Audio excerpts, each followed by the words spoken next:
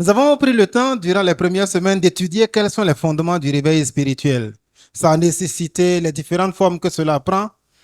Nous avons ensuite, depuis maintenant quelques semaines, analysé comment est-ce que certains ont vécu le réveil ou bien le sommeil spirituel. Nous avons vu des modèles qu'il faut imiter, comme ce jeune homme-là qui s'est perdu complètement, qui n'a pas suivi le chemin que son papa lui avait tracé et qui s'est retrouvé dans une mauvaise position.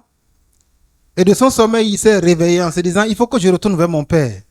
Et le père l'attendait, le père l'a accueilli les bras ouverts.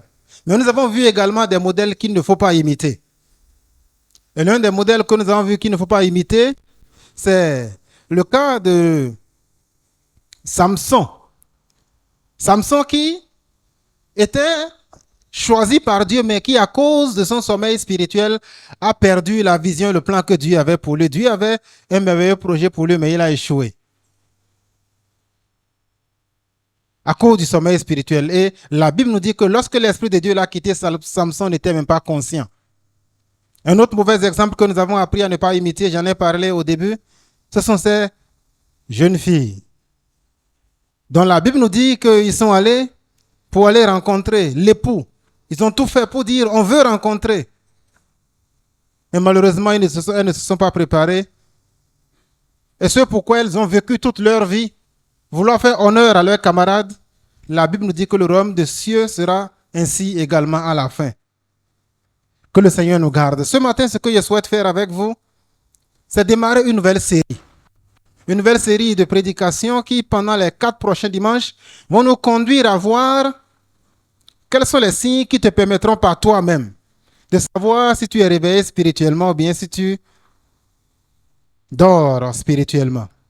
Donc nous allons permettre à chacun, à travers les propres outils qu'il a, ce ne sera pas le pasteur a dit, ce sera toi-même en entendant les messages dimanche après dimanche, tu pourras savoir est-ce que tu es réveillé spirituellement, est-ce que ton réveil continue pas à ouvrir davantage les yeux, ou bien est-ce que malheureusement tout est cadavéré.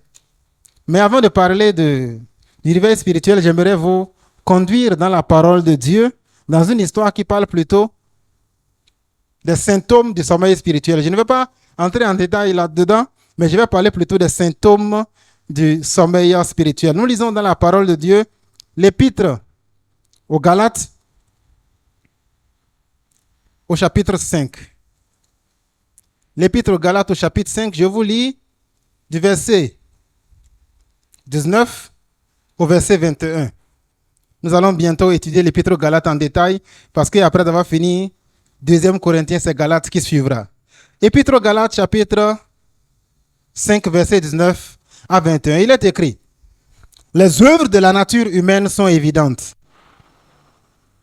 Ce sont l'adultère, l'immoralité sexuelle, l'impureté, la débauche, l'idolâtrie, la magie, les haines, les querelles, les jalousies, les colères, les rivalités, les divisions, les sectes, l'envie, les meurtres, l'ivrognerie, les excès de table et les choses semblables.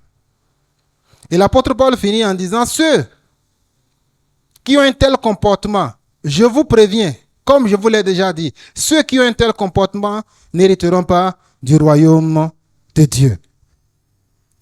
En fait, le Seigneur, je vous ai fait ici la synthèse de ces versets. Genèse chapitre, pas Genèse. Nous sommes plutôt dans Galates chapitre 5, verset 19 à 21. Il est écrit ici, là, une liste, longue liste de choses que chacun de vous pourra identifier pour se poser la question de savoir est-ce que je suis réveillé spirituellement ou bien est-ce que je dors spirituellement. Nous voyons là des péchés qui sont des péchés de nature sexuelle. L'immoralité, l'impudicité, le fait de s'exposer, de mal s'habiller, d'exciter, de vouloir être sexy. Tu n'es pas marié mais tu es impliqué dans des rapports sexuels. La débauche, tout ça, ça permet à toi qui es là et qui m'entends ce matin de te poser la question de savoir, c'est un signe de sommeil spirituel. Les autres passages qui sont là, ce sont les péchés contre Dieu, l'idolâtrie et la magie.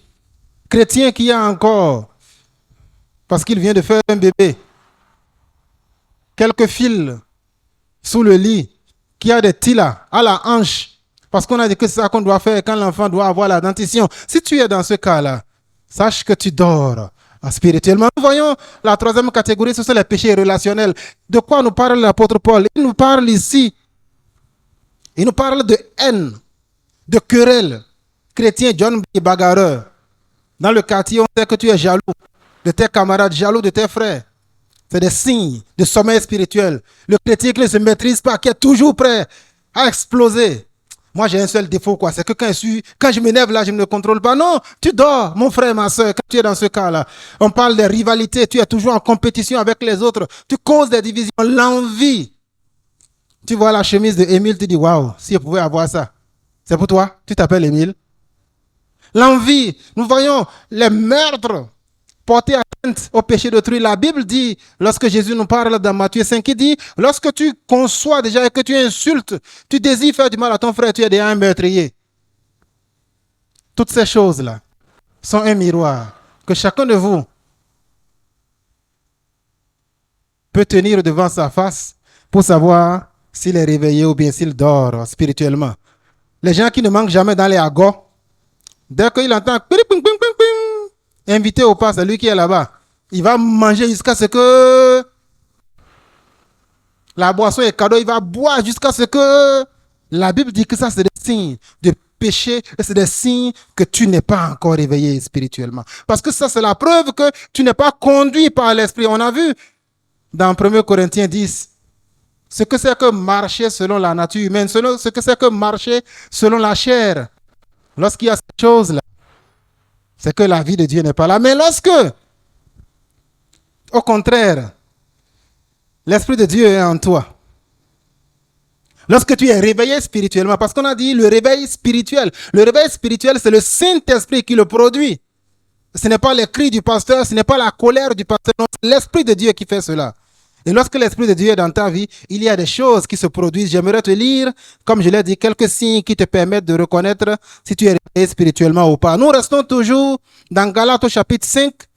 Je vous avais lu les versets 19 à 21. Je vous lis cette fois-ci uniquement le verset 22. Lorsque tu es réveillé spirituellement, mon frère, ma soeur, écoute le miroir que je te présente. Lorsque l'Esprit de Dieu est là, il y a l'amour, la joie, la paix, la patience, la bonté, la bienveillance, la foi, la douceur, la maîtrise de soi. Contre ces choses, il n'y a pas de loi. Galates chapitre 5, 22. Voilà encore le miroir pour savoir si tu es réveillé spirituellement. Le premier miroir nous a montré ce qui permet de, par toi-même, tu n'as pas besoin que le pasteur te dise, quand tu es quelqu'un de colère, tu sais. Quand tu es quelqu'un qui est envieux, qui est jaloux des autres, tu sais. Il n'y a pas de le pasteur m'a insulté. Non, c'est Paul qui t'a insulté. Mais Paul, en réalité, ne t'a pas insulté. Il a juste mis un miroir. J'ai suivi des comédiens ivoiriens qui disent que dans la période de Covid, ils disent qu'ils n'aiment pas du tout les masques chirurgicaux parce que ça sent. Et le comédien disait non, que le masque n'est pas le problème. C'est ce que tu envoies dans le masque là qu'il te retourne. C'est parce que ta bouche sent que quand tu parles dans le masque que l'odeur vient. C'est la même chose ici. Paul n'insulte personne. Paul vous tient un miroir. Que vois-tu dans ton miroir? Ce matin, je parlerai du premier signe qui te permettra de savoir si tu es réveillé spirituellement ou bien si tu dors spirituellement. Je parlerai de l'amour. Et je parlerai de l'amour sous trois aspects. Il y a tellement de choses qu'on peut parler en parlant de l'amour. Ici, on parle de l'amour. Premièrement, je vous parlerai de l'amour pour Dieu. Je vous parlerai ensuite de l'amour pour le prochain. Et quand je parle du prochain, je ne parle pas seulement que des chrétiens. Et troisièmement, je vous montrerai que lorsque tu es réveillé spirituellement, tu finis par aimer même tes ennemis. Ouh, pasteur Anafi, qu'est-ce que tu dis comme ça? Comment je peux aimer quelqu'un qui me déteste? Quelqu'un qui m'a fait du mal? Si tu savais ce que mon oncle m'a fait, si tu savais ce que ma tante m'a fait. C'est des raisonnements qu'on ne tient plus lorsqu'on est réveillé spirituellement. Voilà ce que j'aimerais que tu te dises. Veux-tu évaluer, Saturne, si tu es réveillé spirituellement ou bien si tu dors spirituellement? Évalue ton amour. Personne ne va faire cette évaluation-là à ta place. Lydie, c'est à toi-même de faire ton évaluation. Veux-tu évaluer si tu es réveillé spirituellement? Évalue ton amour. Et comme j'ai dit, nous allons commencer par la première forme de l'amour. Si tu es réveillé spirituellement, cela se manifeste par l'amour que tu as pour Dieu. Parce que ton amour pour Dieu devient chaud. Ton amour pour Dieu devient bouillant. Ton amour pour Dieu devient manifeste. On voit ça. Parce que les choses qui ne t'intéressaient pas avant, quand on parle de Dieu, désormais, ce sont ces choses-là qui te passionnent. Lorsque tu es réveillé spirituellement, ton amour pour Dieu devient bouillant. Il devient chaud. Zozo. Il y a quelqu'un qui est là, dans notre quartier, il a sa mobilette. Et qu'est-ce qu'il a sur sa mobilette? Il a du pain. Et lui, il est un vendeur de pain choco. C'est souvent quand je vais au sport avec madame le lundi qu'on le rencontre. Il y a des gens qui, comme les mamans là, qui ont le pain sur la tête, pain chaud. Et jamais le pain froid. Toujours pain chaud. Mais lui, celui dont je parle là, il a dépassé un niveau spirituel. Il est à la gamme supérieure. Il a fait un enregistrement et il a un mégaphone sur sa moto. Et pendant qu'il passe, tu entends pain chaud, chaud, chaud. Et lui, il ne se fatigue même pas, quoi. Tu entends ça de loin et c'est dit de façon chigan. Lorsque tu es réveillé spirituellement, ton amour pour Dieu est chaud. Tu n'as pas besoin que quelqu'un te dise, tu sais. Et c'est la raison pour laquelle je dis que c'est un miroir. Lorsque tu veux t'évaluer spirituellement, tu n'as pas besoin de ton mari ni de ta femme. La vie spirituelle personnelle, c'est la relation que tu as avec Dieu lorsque tu es seul. Parce que tu peux être le plus grand chanteur à l'église. Quand Sandra et Gertrude nous conduisent, si tu chantes plus que tout le monde, tu bats les mains. Mais veux-tu savoir si tu chantes? Regarde quand tu quittes l'église, combien de chants tu connais par cœur. Tout à l'heure, dès qu'on n'a pas projeté la chanson, il y a eu coupure. C'est ça qui permet de savoir si tu es vraiment réveillé spirituellement. En fait, lorsqu'on parle de l'amour, c'est quoi? Quand on dit je t'aime, 14 février. Moi, je ne fête pas ça parce que j'ai déjà mon 14 février qui est là. Mon garçon est né 14 février, donc c'est bon. Ça fait, je fais une pierre deux coups, quoi. C'est la preuve que j'aime ma femme, ça. Elle m'a fait enfant. Donc, je n'ai pas besoin de Saint-Valentin pour savoir ça. Elle m'aime tellement qu'elle m'a fait un enfant le 14 février. Est-ce que j'ai besoin de Saint-Valentin encore? J'ai déjà Saint-Roumana ici, j'ai Saint-Abdias. Ça me suffit. Non, vous avez besoin de savoir que vous aimez Dieu parce que cela ne se cache pas. L'amour que vous avez pour Dieu est le premier baromètre de votre réveil spirituel. Les choses que vous ne faisiez pas, vous le savez. Parce que l'amour, c'est quoi? C'est un sentiment bouillant, un sentiment fort que vous ressentez envers une personne. Et quand vous promenez vos regards, ça finit par s'arrêter quelque part. Le radar s'arrête, chip. Et là, on dit, mais la dame là, elle est vilaine comme ça. Mais c'est lui qu'elle aime. Le monsieur là, il est vilain comme ça. Mais c'est elle qu'il aime. L'amour ne se raisonne pas. C'est une émotion. Et tu ressens ça de façon particulière envers une personne ou également envers Dieu. Et c'est la raison pour laquelle vous vous demandez, comme l'a dit Apollinaire Soglo dans sa chanson, certains posent la question, pourquoi nous chantons en levant nos mains vers le ciel? On ne comprend pas ça, parce que c'est un amour, c'est un sentiment, c'est une émotion qui t'attire vers ce Dieu-là. C'est comme ça. Lorsque tu es réveillé spirituellement, il n'y a rien qu'on puisse faire pour te décourager d'aimer ce Dieu-là, parce que c'est une émotion qui est bouillante. En fait, c'est un commandement. Dans Deutéronome chapitre 6, le verset 5, le Seigneur a dit à tous ceux qui lui appartiennent, Dieu ne demande pas aux non-croyants. Ce commandement ne s'adresse pas aux gens qui ne sont pas en relation avec lui. Parce que si tu n'es pas chrétien, tu ne peux pas connaître le réveil spirituel. Ce n'est pas possible. Dieu s'adresse ici à des gens qui sont en relation avec lui. Il lui dit, Herman, tu aimeras l'Éternel, ton Dieu. S'il n'est pas ton Dieu, tu t'en fous de lui. Tu aimeras l'Éternel, ton Dieu, de tout ton cœur, de toute ton âme, de toute ta force. C'est ça qui permet de savoir que tu es réveillé spirituellement. Quel est le niveau de l'amour de Dieu pour toi? Quelle est la place que Dieu a dans ton cœur? Quelle énergie mets-tu à aimer ce Dieu-là?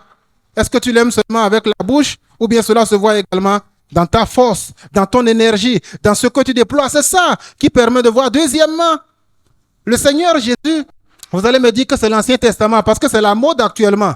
Il y a des experts en théologie qui disent que ce temps-là est passé. Dans Hébreu, on a dit que ce qui est ancien là, c'est l'ancienne alliance. Maintenant, nous sommes sous le règne de la grâce. Non, Jésus dit ici, dans ce passage de Matthieu, quelqu'un le rencontre et lui demande, quel est le plus grand des commandements? Et Jésus lui répète le même verset. Tu aimeras l'Éternel, ton Dieu. C'est le plus grand des commandements. Donc, lorsque tu aimes Dieu, ce n'est pas une faveur que tu fais à Dieu. Non, c'est parce qu'il t'a sauvé, Claudette, que tu lui dois de l'amour. C'est une dette. C'est un commandement. Donc, lorsque j'aime Dieu, ce n'est pas que je suis cool. Ce n'est pas parce que je suis sympa. Non, c'est un ordre que Dieu m'a donné. J'obéis à cet ordre-là. Lorsque tu aimes Dieu, cela se manifeste par plusieurs éléments. Et j'aimerais que tu écoutes maintenant ces éléments-là comme étant le miroir. Lorsque tu aimes Dieu, tu es zélé pour Dieu. Vous savez ce qu'on appelle le zèle, c'est akpakpa. Quand tu vois les choses de Dieu, quelque chose te prend. L'Esprit de Dieu qui est en toi te motive. Et tu ne peux pas rester le même. Tu es bougé par ce que tu entends de Dieu, par ce que tu vois de Dieu. Je vous montre des gens qui ne sont pas réveillés spirituellement et des gens qui sont réveillés spirituellement. Tout le monde connaît l'histoire de David et de Goliath. Les enfants nous ont fait un excellent théâtre ici. Oncle Joe. Joseph était celui-là qui voulait affronter le grand Goliath. Mais il était le petit David. Lorsque ce Philistin-là est venu pour insulter Dieu, lorsque le Philistin est venu pour se moquer de Dieu, pour dire votre Dieu est faible, il n'est pas puissant, il n'est capable de rien faire. Toute l'armée était là. Saül, le roi, était là. Les généraux étaient là. Mais tous n'avaient rien en eux. Ils étaient morts spirituellement, ou bien au moins, ils étaient endormis spirituellement. Et le petit David est venu. Le zèle de ta maison me dévore. Dès que David a entendu ça, il dit, mais qui est cet incirconcis qui est en train d'insulter le Dieu vivant? Lorsque tu es réveillé spirituellement, lorsqu'on parle mal de ton Dieu, tu ne vas pas faire la boxe, mais tu ne te tais pas. Tu défends la cause de ton Seigneur. Lorsqu'il y a tes camarades qui sont en train de faire les blagues maladroites sur Dieu, quelle est ta réaction? David ne s'est pas tu, il a réagi. Et c'est ça que le Seigneur a dit. Même lui-même, dès qu'il est entré dans le temple, il a vu que les gens, au lieu de faire de ce temple-là, de Jérusalem, un endroit où on adore Dieu, une maison de prière, il a vu que c'est devenu quelque chose de commercial. Il a pris des cordes, il en a fait un fouet, il s'est mis à renverser les tables. Et les gens disent, mais comment Jésus qui est toujours tranquille comme ça, comment Jésus est devenu un acteur de la violence? Non, il dit, le zèle de ta maison me dévore. Es-tu zélé pour les choses de Dieu? Quand tu vois quelqu'un en train d'insulter ton Dieu, de piétiner les intérêts de ton Dieu, de se moquer de ton Dieu, quelle est ta réaction? Seras-tu comme Saül et ses généraux? Ou bien seras-tu comme Jésus et David? Lorsque tu es réveillé spirituellement, ton amour pour Dieu te pousse à ne pas être émis. Lorsque tu es réveillé spirituellement, cela se manifeste également à travers la régularité que tu as au culte. Nous restons toujours sur le même petit David. Vous savez ce que David a dit? Il dit, j'ai de la joie quand on me dit, allons dans la maison de l'Éternel. David n'était pas là. Il n'a pas besoin qu'on lui envoie une invitation. Il n'a pas besoin qu'on lui dise, il y a un programme particulier. Même s'il ne sait pas de quoi est-ce qu'il est question, il a de la joie à venir dans la maison de Dieu. Es-tu content de venir dans la maison de Dieu? Je ne dis pas que les dimanches. Je parle aussi des jours d'études bibliques. Je parle aussi des jours de prière et de jeûne. As-tu cette passion-là? David dit, un jour dans ta présence vaut mieux que 1000 ailleurs. Si tu es réveillé spirituellement, personne ne te dit, lis ta Bible. Personne ne te dit, viens dans la maison de Dieu. Mais quand toi-même tu vois que, je suis chrétien, si je ne vais pas là, le pasteur va demander où est-ce que je suis. Tu dors spirituellement, mon frère. Parce que lorsque tu es réveillé spirituellement, ce n'est pas ainsi que tu te comportes. Celui qui est réveillé spirituellement, il n'a pas besoin de motivation. Parce qu'il sait qu'un seul jour, une seule minute suffit. Tu n'as pas besoin que quelqu'un te motive. Mais quand tu commences pas à trouver les excuses, en fait, c'est parce que, en réalité, je devrais. Mais en réalité, il faut que tu saches une chose, mon frère, ma soeur. Tu fais toujours un choix. Je peux faire le choix de dire que je veux fêter l'anniversaire de mon enfant, que je veux me reposer un peu, que je suis malade, que je veux aller visiter un parent. Il y a toujours une raison pour laquelle je peux ne pas venir à l'église. Mais c'est un choix que je fais. Lorsque tu es réveillé spirituellement, cela se démontre à travers la régularité. Oubliez les bêtises qui se répandent actuellement, que Dieu veut qu'on l'adore en esprit et en vérité. La chose que nous voyons, la première chose que le Seigneur Jésus faisait dans son ministère, il allait toujours le jour du sabbat dans ce qui était l'église de, de son temps, dans les synagogues.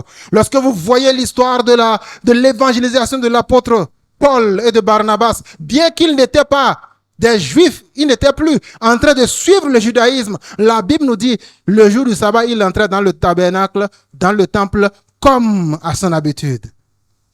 Ta régularité dans la maison de Dieu te permet de savoir si tu dors ou si tu es réveillé spirituellement. Un autre indice que j'aimerais te donner, mon frère, c'est ton rapport avec la parole de Dieu. Oh oui, j'aime ta parole, la parole de Dieu nous le dit. Elle est comme du miel dans ma bouche. Combien de fois lis-tu ta parole, la parole de Dieu par mois? Parce que s'il dit peut-être par semaine, tu auras des difficultés à répondre. Par mois. Je n'ai pas dit que tu lis ça quand j'envoie les questions de méditation. Quel est ton rapport à la parole de Dieu? Le Seigneur Jésus-Christ dira par lui-même dans Jean chapitre 14, il dit, si vous m'aimez, gardez mes commandements.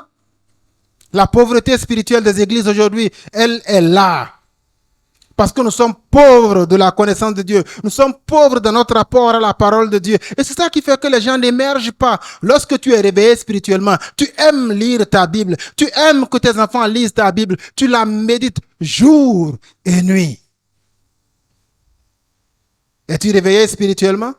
Quand tu regardes cet indice-là, où le Seigneur dit que c'est la preuve que tu m'aimes, dernier indice que j'aimerais te donner par rapport à l'amour de Dieu, c'est lui offrir le meilleur. Je me souviens de cette histoire-là, le Seigneur en parle dans l'évangile selon Luc au chapitre 7. Il est invité dans la maison de quelqu'un. Et ce monsieur-là, il est hyper riche. Il lui donne des repas, il fait ceci, il fait cela. Mais dans Luc chapitre 6, verset 36, je crois jusqu'à 45 ou 46, il y a une dame qui vient. Elle vient avec un parfum de grande valeur, qui coûte beaucoup d'argent. Et qu'est-ce qu'elle fait? Elle casse le parfum aux pieds de Jésus, elle se met à nettoyer, à parfumer les pieds de Jésus avec. Et quelqu'un est là, il dit, mais comment se fait-il? Tu ne sais pas que c'est une pécheresse? Il a dit, oui. Celui à qui on a pardonné beaucoup, il aime beaucoup. Ton amour pour Dieu se manifeste dans la manière dont tu soutiens son œuvre. On a vu cela lorsqu'on était en train d'étudier 2 Corinthiens chapitre 8 et chapitre 9. L'apôtre Paul a dit, les intentions de don ne suffisent pas. Oui, il faut toujours donner librement et nous allons continuer toujours à donner librement. On n'aura pas d'enveloppe, il n'y aura pas de quête, il n'y aura pas de... Il faut venir devant pour qu'on voit qui sont ceux qui donnent et ceux qui ne donnent pas. Tu donnes à Dieu. Mais rappelle-toi, l'état de tes offrandes, l'état de tes dons à Dieu sont un bon reflet de ta foi. Jésus a dit, celui à qui on a pardonné beaucoup, il aime beaucoup. Et aimer Dieu, c'est également l'honorer avec nos prémices. Je m'en arrête là. Ton amour pour Dieu est-il bouillant? Est-il chaud? Ce n'est pas à moi de répondre à ça. C'est à toi de répondre à ça. À travers ton rapport à la parole de Dieu, à travers ton rapport à ce que tu offres à Dieu, à travers ton rapport à la régularité dans la présence de Dieu, ou bien tout simplement à travers ton zèle. Lorsque tu es réveillé spirituellement, ton amour pour Dieu est ardent. Mais l'amour pour Dieu a un bébé jumeau dans la parole de Dieu. Oui, il y a un jumeau de l'amour pour Dieu. C'est l'amour pour la créature de Dieu. Parce que Dieu veut te dire ce matin, quel que soit ce que tes amis disent, quel que soit ce que tes parents disent, Donna, Dieu t'a voulu, il t'a créé et il t'aime. Et parce que Dieu t'aime, c'est pour ça que je t'aime aussi. Nous sommes aimés de Dieu. Nous sommes particulièrement... Vous vous rappelez ce que le psalmiste a dit? Il dit, je suis une créature merveilleuse de Dieu. Tu n'es pas un accident de l'histoire. Tu n'es même pas la décision de ton papa ou de ta maman. Si Dieu n'avait pas voulu, ta maman aurait fait une fausse couche ou bien tu aurais avorté. Non, tu es voulu de Dieu. Et c'est parce que tu es voulu de Dieu que Dieu dit, si tu m'aimes, tu dois aimer aussi mes créatures. Et c'est le deuxième point dont j'aimerais te parler. Si tu es réveillé spirituellement, ton amour pour le prochain sera vivace. Si tu es réveillé spirituellement, tu n'aimes pas seulement Dieu, mais tu aimes les hommes que Dieu a créés. Les hommes que Dieu a créés, j'aimerais évidemment commencer en mettant l'accent sur les frères et les sœurs. Parce qu'en fait, là aussi c'est un commandement. Aimer le prochain, ce n'est pas juste parce que tu es gentil, c'est un ordre. Autant que Dieu a dit, tu dois aimer l'Éternel de tout ton cœur, de toute ta force, de toute ta pensée. C'est le même Dieu qui a dit que tu dois aimer ton prochain. Tout le monde connaît l'histoire de la parabole du bon samaritain. En réalité, ce n'est pas une histoire, c'est juste une illustration de l'importance de l'amour pour le prochain. Que dit la parole de Dieu? Lévitique chapitre 19, verset 18. Tu ne te vengeras pas et tu ne garderas pas de rancune contre les gens de ton peuple. Au contraire, tu aimeras ton prochain comme toi-même. Tu aimeras ton prochain comme toi-même. Dieu ne demande pas d'aimer le prochain plus que toi. Mais ce que tu veux qu'on te fasse, ce qui te fait du bien, l'amour que tu as pour toi, est ça pour Gertrude, est ça pour Stéphane, est ça pour Euphrasie. L'amour que tu as pour toi, tu dois également le témoigner à ton prochain. Si tu aimes qu'on te salue, salue l'autre. Si tu aimes être respecté, respecte l'autre. C'est un commandement. Tu dois aimer ton prochain comme toi-même. Nous avions déjà lu Matthieu chapitre 22, là où le jeune homme demandait quel est le plus grand des commandements. C'est la suite du verset qui est là.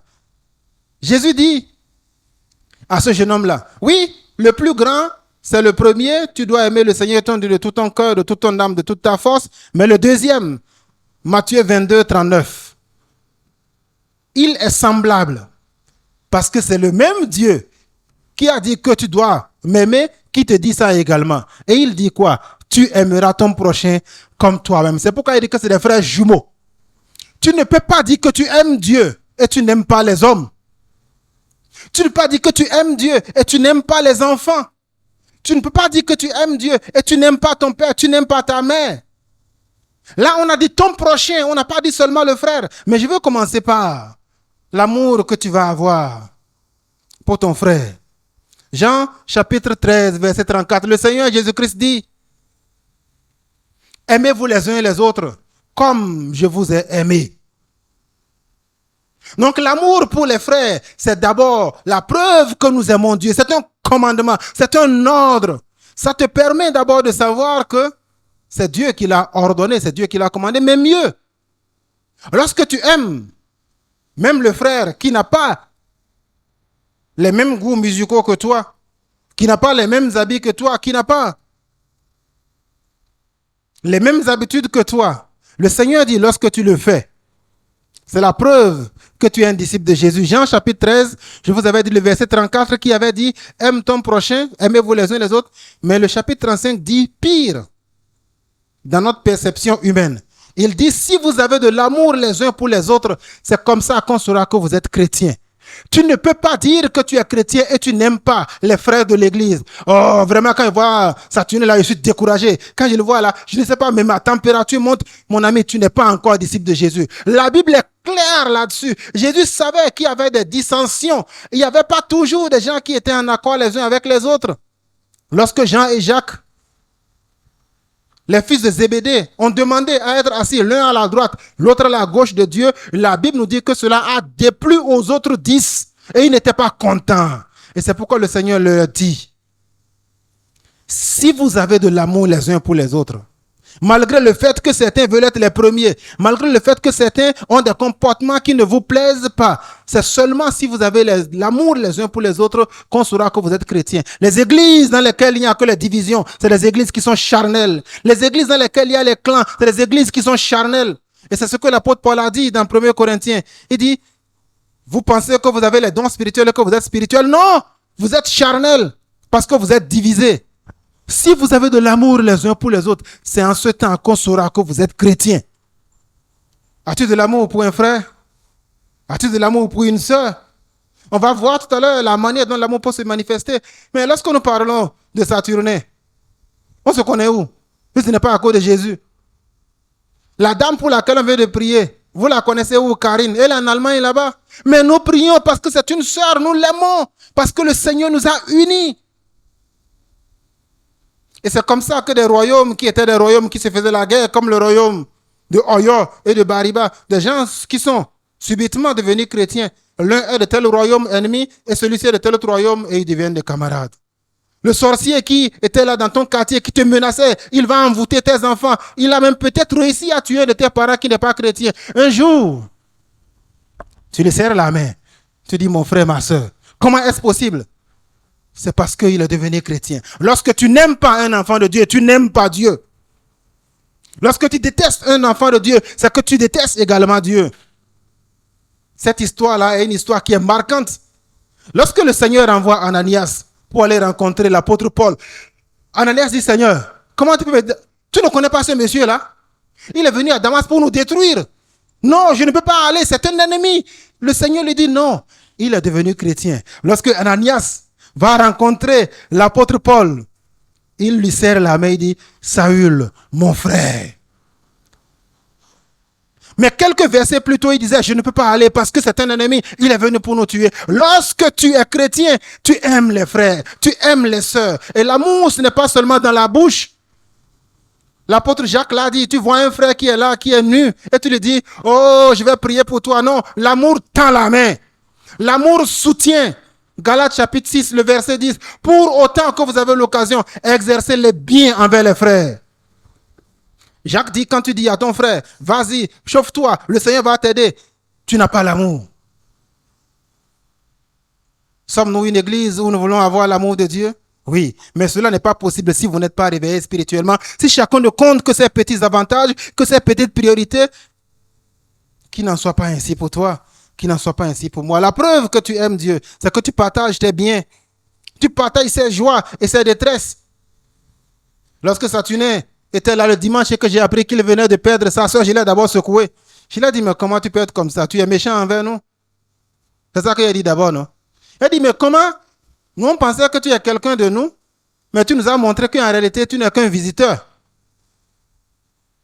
Parce que comment un malheur comme ça peut t'arriver et tu n'informes personne?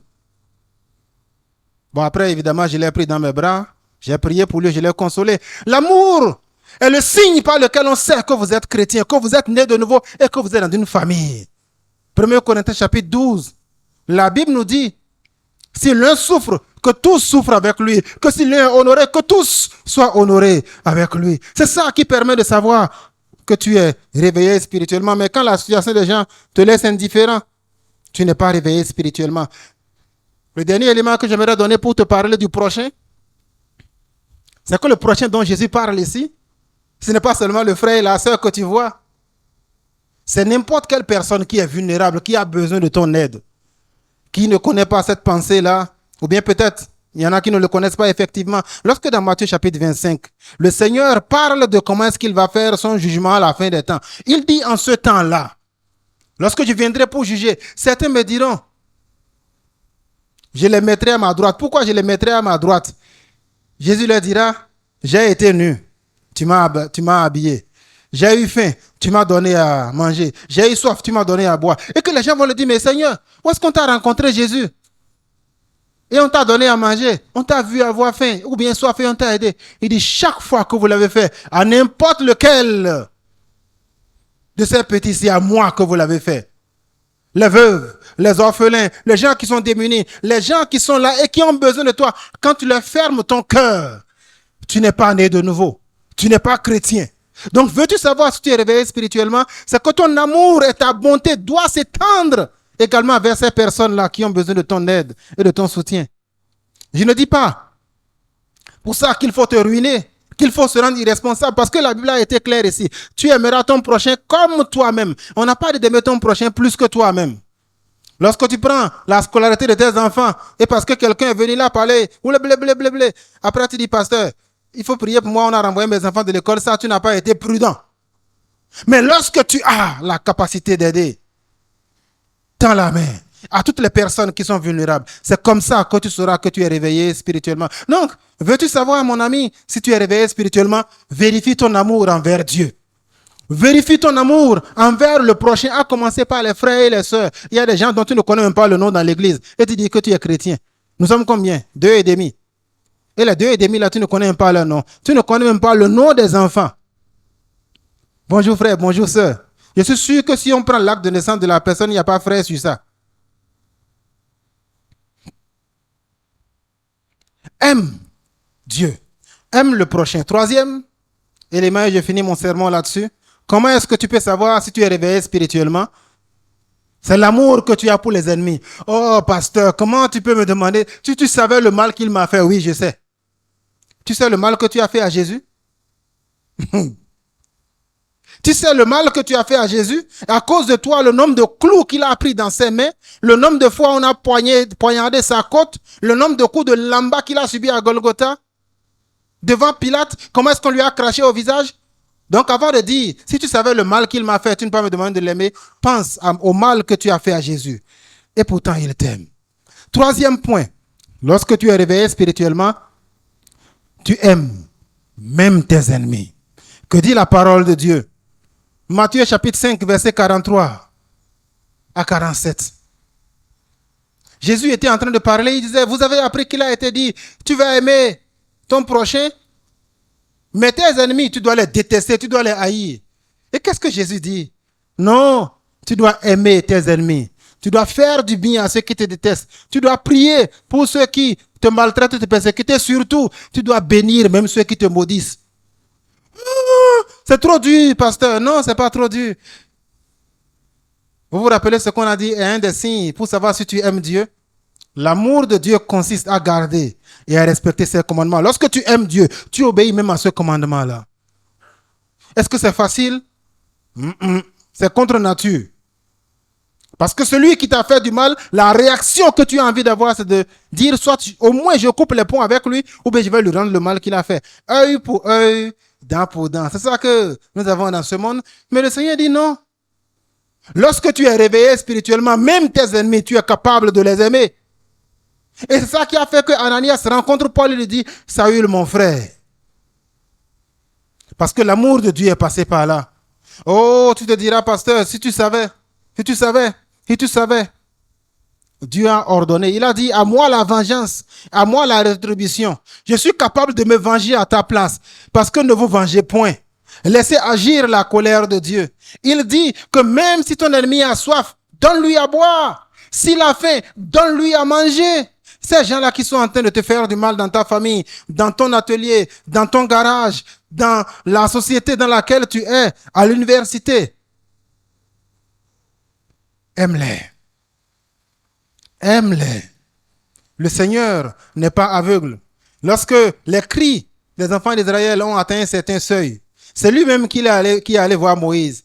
Il lui a dit, j'ai entendu les cris de mes enfants. J'ai vu le mal que les Égyptiens sont en train de leur faire et je suis descendu pour les délivrer. Dieu ne te dit pas d'aimer tes ennemis parce qu'il veut faire du bien à tes ennemis. Il dit quand tu le fais, au contraire, tu es en train d'amasser du charbon ardent sur leur tête. Lorsque tu aimes tes ennemis, ce n'est pas parce que tu es bête. Lorsque tu aimes tes ennemis, ce n'est pas parce que tu es idiot. C'est parce que tu fais confiance à la justice de Dieu. Lorsque tu dis œil pour œil, dent pour dent, tu es sûr que tu peux blesser l'œil là de la même façon qu'on a blessé ton œil? La vengeance va toujours au-delà du mal qu'on a subi. Et la vengeance ne sème que la vengeance. C'est pourquoi le Seigneur dit, fais preuve de maturité. Amasse des charbons ardents sur sa tête. Pardonne. Évidemment, lorsque le Seigneur dit, aime tes ennemis, il n'a pas dit que tu vas devenir copain avec eux, que vous allez vous saouler, vous allez manger, vous allez vous inviter. Non. L'amour des ennemis ici, c'est le fait que tu renonces à ton droit légitime de vengeance. Vous savez c'est quoi le pardon? C'est ça qu'il vient de définir. Le pardon, c'est la renonciation à votre droit légitime de vous venger pour le mal que vous avez subi. On vous a fait mal? Oui, j'en suis conscient. Je l'ai aussi vécu. Mais lorsque tu pardonnes, tu dis, normalement j'ai le droit de me venger, mais je renonce à cela. C'est ce que le Seigneur a fait envers toi. Le salaire du péché, c'est la mort. Quel droit as-tu d'avoir le pardon de Dieu? Quel droit ai-je de bénéficier du pardon de Dieu? Tout le mal que j'ai fait au Seigneur Jésus, je mérite 1000 fois l'enfer.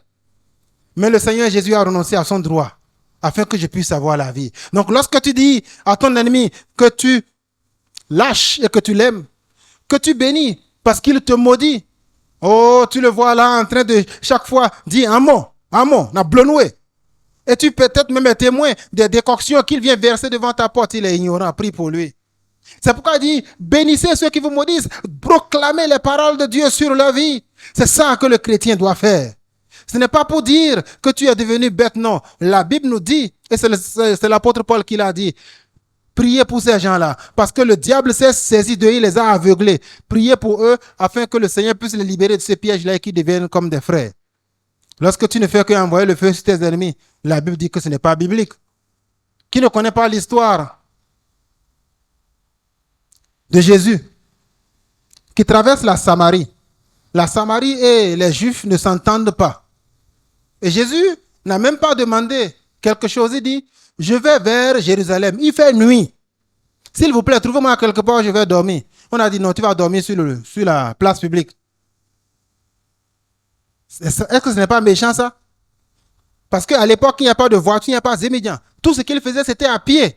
Des gens marchaient toute la journée. Ils veulent juste se reposer. On dit non. Et c'est là que nos deux potes, chouchous, les fils du tonnerre, Jean et Jacques, ils disent, Seigneur, les Samaritains sont méchants. Donne-nous la permission tout à l'heure. Aux eaux, on va invoquer le feu du ciel. Ils vont être brûlés, carbonisés sur place. Le Seigneur leur a dit, vous ne savez pas de quel esprit vous êtes animés. Parce que je ne suis pas venu pour tuer. Arrêtez de prier contre vos ennemis. Ce n'est pas biblique. Priez pour eux, pour leur salut. Que Dieu leur ouvre les yeux. Lorsque tu pries contre tes ennemis, c'est une preuve que tu n'es pas réveillé spirituellement, que tu dors spirituellement. Ne maudis pas. Jésus a dit à Jean et à Jacques, vous ne savez pas ce que vous avez là? L'esprit dont vous êtes animé, ce n'est pas mon esprit. C'est l'esprit de Satan. Satan veut détruire, tuer, comme l'a dit Jean chapitre 10. Ne maudis pas tes ennemis. Bénis-les. Faites du bien à ceux qui vous détestent. Tes beaux-parents sont contre toi, fais-leur du bien. Tu as un beau-frère qui est contre toi, fais-lui du bien. Tu as un collègue qui est contre toi, fais-lui du bien. Pourquoi? Parce que le Seigneur Jésus-Christ dit, ainsi tu seras le fils de ton Père qui est dans le ciel. Lorsque tu te venges et que tu détestes les ennemis, tu n'es plus fils de Dieu. Je vous ai montré 3 miroirs ce matin. Dans ces 3 miroirs, j'ai essayé de vous montrer premièrement que l'amour vous permet d'évaluer par vous-même. On n'a pas besoin que quelqu'un te dise ça. C'est toi-même qui vas ouvrir les yeux et tu verras. Est-ce que tu es réveillé spirituellement ou bien est-ce que tu dors spirituellement? Parce que lorsque tu es réveillé spirituellement, premièrement, tu aimes Dieu. En aimant sa parole, en venant régulièrement dans sa maison, en lisant la parole et en obéissant à la parole de Dieu, en faisant du bien généreusement envers Dieu. Voilà. Lorsque tu aimes Dieu, tu aimes celui que Dieu a créé, même les plus petits. Lorsque les disciples ont renvoyé les petits-enfants en disant « On parle des choses sérieuses, vous venez ici ». Jésus était horrifié. Il a dit « Le royaume des cieux est pour ceux qui leur ressemblent ».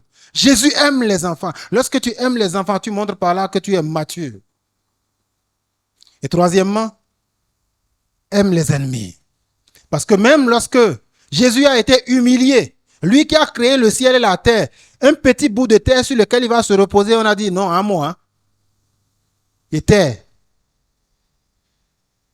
Et lorsque ses disciples ont dit on va envoyer le feu sur eux, il a dit non. Ça, ce n'est pas mon esprit. Vous ne savez pas de quel esprit vous êtes animé. Ne brûlez pas vos ennemis. Ce n'est pas biblique.